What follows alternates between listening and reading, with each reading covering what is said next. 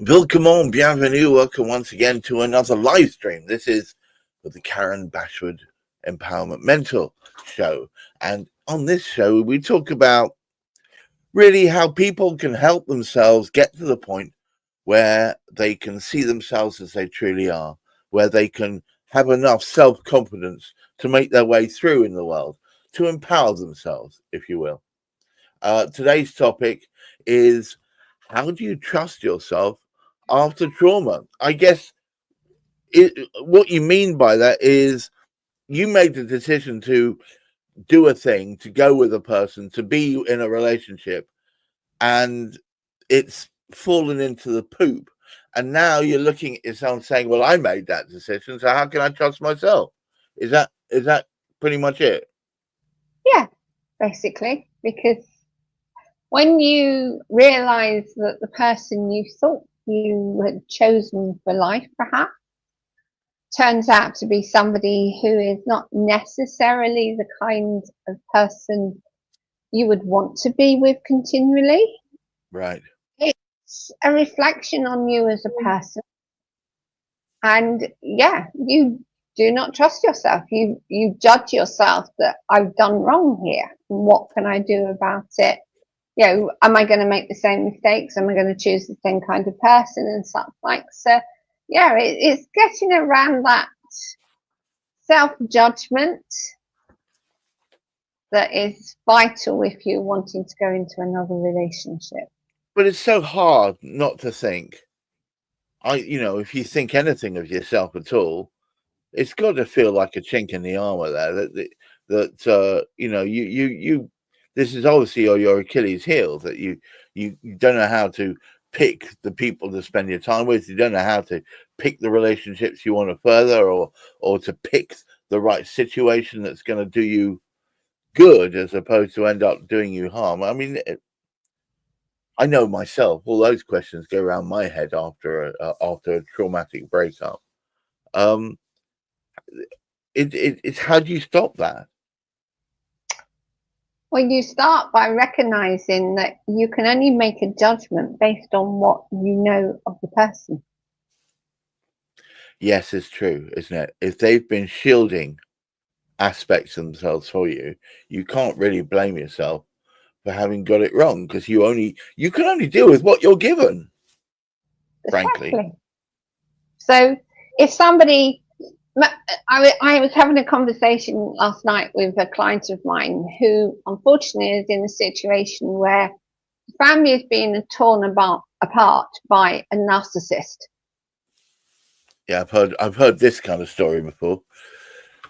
Yeah. And it is causing him considerable pain, even though he knew from the start the person was a bit iffy. Right. He obviously has no control over his daughter's choice of partner. Of course not. So now That's what makes it all the more painful, because he's got to stand on the sidelines and watch the tableau unfold. Yeah. And when he's now in a situation where literally he has lost his daughter. So he's contending with a son-in-law who he cannot stand. He's facing a situation where the daughter he's always been close to, who has now got a grandchild, is no longer part of his life. It's hard. It is very, very hard. And I was trying to explain to him last night, because he feels that because of this one person, his trust in everything has been broken. Yeah, I can see that. And it's not his fault. It's not his fault. Although the situation was triggered by his reaction to the son-in-law. Yeah, well, it's so hard to know how to deal with that sort of situation. You're playing chess without being able to see the other side. Yeah. So all I can recommend is to acknowledge that it's his daughter's choice, as much as he hates the fact of what's happening. It's his understanding that the trust has been broken simply because he stood up for himself against the narcissist. This is what's going to happen, though. I mean, we can all nod our heads sagely about this and shake it as in disbelief, but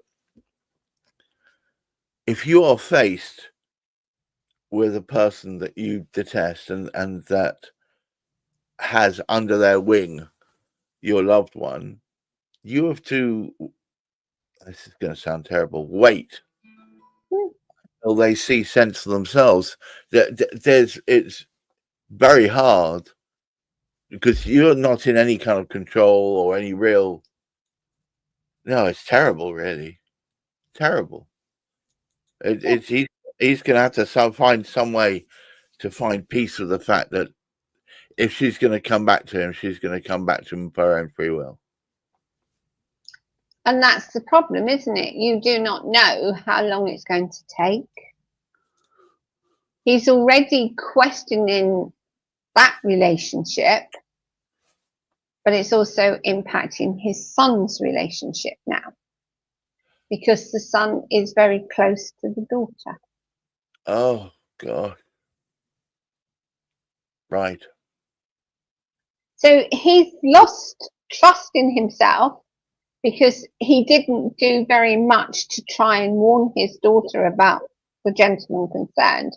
But then, even if he had, would it have made much difference to his daughter's choice?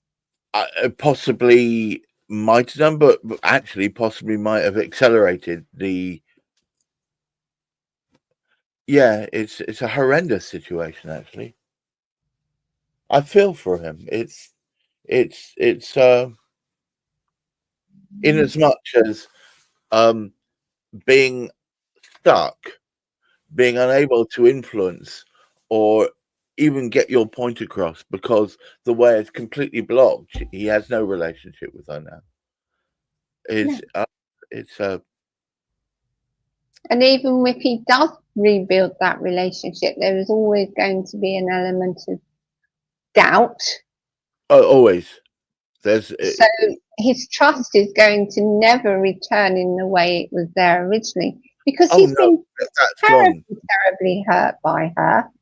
Because not only did she respond to the fact that she was standing up for her husband, which is understandable, against her father, but then she proceeded, because she had been manipulated, and proceeded to strip him to pieces over situations she'd never spoken about previously in his handling of their relationship when her mother was party to the family. Yeah. Oh. So he's literally been pulled to pieces by his own daughter. I don't know if, please don't come for me, guys, in the comments, but I don't know if this is a female trait, but I've noticed in the past there's oftentimes, and my experience has only been with women, but I maybe men do it to us as well. Saved up all the ammunition to let it all fly on one go to bolster up a completely separate argument. And that just feels like you're being hunted with a blunderbuss with all the bits flying at you in one go. Yeah. Horrendous. Oh, you poor sausage. I feel, whoever you are, I do feel for you. And at this stage, it's not even really about who's at fault. It's about there was a relationship, and now through circumstances entirely out of his remit or control, he's now estranged, potentially from, well, definitely from one person, potentially from two. And if he wants to go to any family gatherings, he's going to have to walk on eggshells, because obviously the husband is going to be there. He's not sure how his daughter's going to react to him, and he's certainly not sure how his son is going to react to him. And as he pointed out, at the end of the day, all he did was stand up for himself and object to the guy's behaviour towards him. Yeah, it's a hard one. It's so hard. I wouldn't even know where to start. Do you have any advice, Karen? Well, to be fair to him, and I did say last night, I can only help you face the reality, because while there's so many people involved, it will not be resolved. It will only be when the daughter decides for herself that her husband's behaviour has reached that point where she's not prepared to accept it anymore. And that could take years. He has to leave the door open, but not try and progress it in any other way, really. The hardest thing for a father to do. Yeah, and that's why he's struggling, because he just doesn't trust that the relationship can be rebuilt. And even if it is, he recognises that she is always going to blame him, because as far as she's concerned, he was the one that started the problem by objecting to her husband's behaviour. So he's just going to have to give it time. As you say, leave the door open. You know, he can offer to meet her in a neutral location so that perhaps he gets to see his grandchild.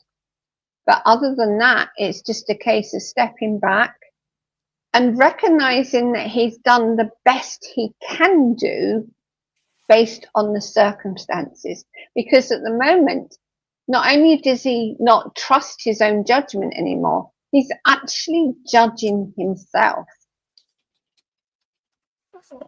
And that's a tough one.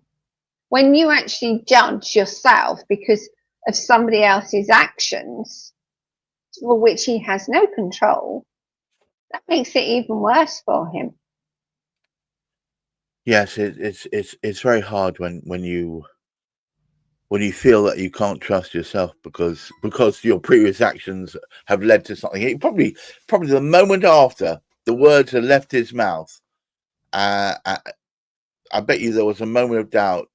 Should I have held that in? Did I do the right thing?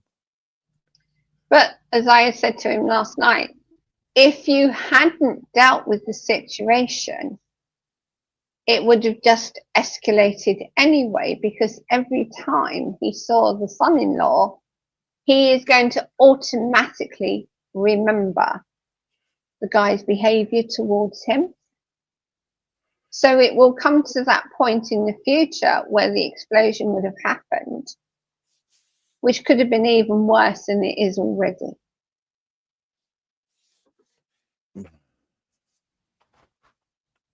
So never put yourself down for something that you say based on somebody else's behaviour, because if somebody is totally and absolutely disrespectful to you, why should you bite your tongue just because they're an in-law? Well, yes, quite right. But I don't know.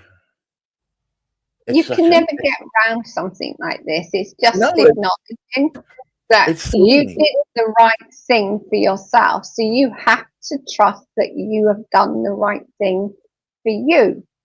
We could never do the right thing for somebody else because we see things differently. Yes, we all have our own unique viewpoints. So it's just because we view it a certain way, we know you're not be viewing it in the same way as somebody else. Yeah. Very hard. Very hard. Well, look, okay. As you can see, Karen is a deep thinker and will allow you to get perspectives on situations that perhaps you've not had up until now. And you may be saying to yourself, I want me some of that.